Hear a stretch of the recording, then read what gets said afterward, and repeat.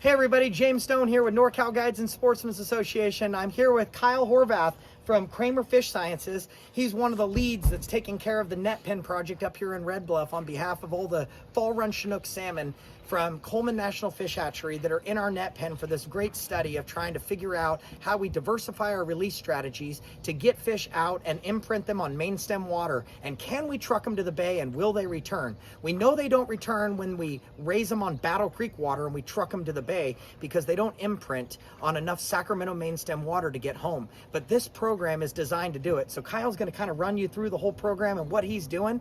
And Kyle, thank you for everything you're doing.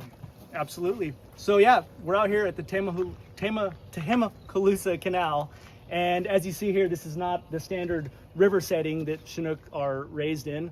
We're on the back side of the Sacramento River. It's just on the other side of this aqueduct levee, and they're right now imprinting on Sacramento River water and giving them a chance to kind of home in on that smell instead of Battle Creek water. And every day we're out here feeding them, cleaning the pens, and just trying to give them a chance to imprint on that bulk Sacramento River water. And as you see here, they're naturally feeding. If you zoom in over there on the surface, there's a little white fly hatch going on right now. So these fish, in addition to getting the pellets 4 times a day, they're feeding naturally on prey. So they're going to be have a little bit more of an advantage over the hatchery fish when they get released, because they'll have experienced some of these natural prey items that they're feeding on right now in the net pen. So this group here is our river release group. We're going to release them next week just on the other side of this levee, and they're going to have to swim all the way out through the delta. And then this other group that's behind us here is going to get trucked all the way to the bay, so they don't have to run the gauntlet of stripers and predatory fish. So in a couple of years, we're going to take a look and see what kind of returns, and we're really hoping that these fish are going to have the upper hand compared to all the Coleman raceway fish. Yeah, and I really think that it's exciting to see that the growth rate of these fish is really growing faster than the fish actually in the hatchery right now. Yep. And so we believe that's because not only are we supplement feeding, but we're also seeing a lot of natural feeding. What do we think that they're physically feeding on right now? So there's macroinvertebrates that naturally drift in through this 1/8" mesh, and we've seen them feeding on the backside of this net that's billowing out. There's drift that's coming in. There's zooplankton in the water that the smaller fish are feeding on. And in the evening, and even right now, when there's a little white fly hatch, you'll see them jump out of the water and grab a little white fly and go back down, almost like a great white shark taking a seal in the ocean. So they're really getting a good chance to see prey in a natural setting and take it in addition to the pellets that they get.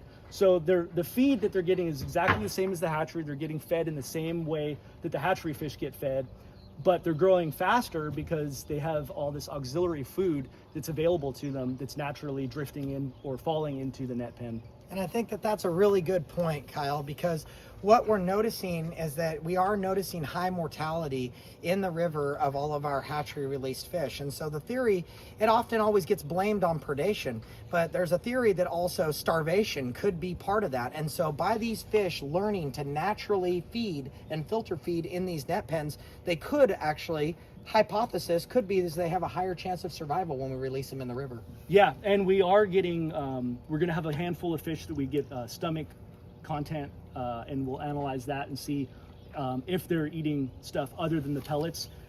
We visually see that, but we want to have more points of data to support that. And yeah, it's one of those things, once they get dropped off in the river and they have to swim out, they won't be looking for those pellets coming in.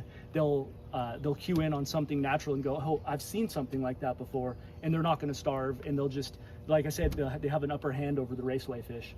I believe that that's a big part of it. Well, thank you very much to Cramer Fish Sciences, to the Bridge Group, the Sacramento River Settlement Contractors, the Salmon Industry, PCFFA, Golden Gate Fishermen's Association, National California Water Association. Thanks to Kyle, Jasmine, Emma, and Jamie, and your staff. We appreciate everything you're doing on behalf of salmon and the industry to get us all back on the water fishing again. Thank you. Absolutely, and I want to say a big thank you to Doug at Coastside Fishing Club.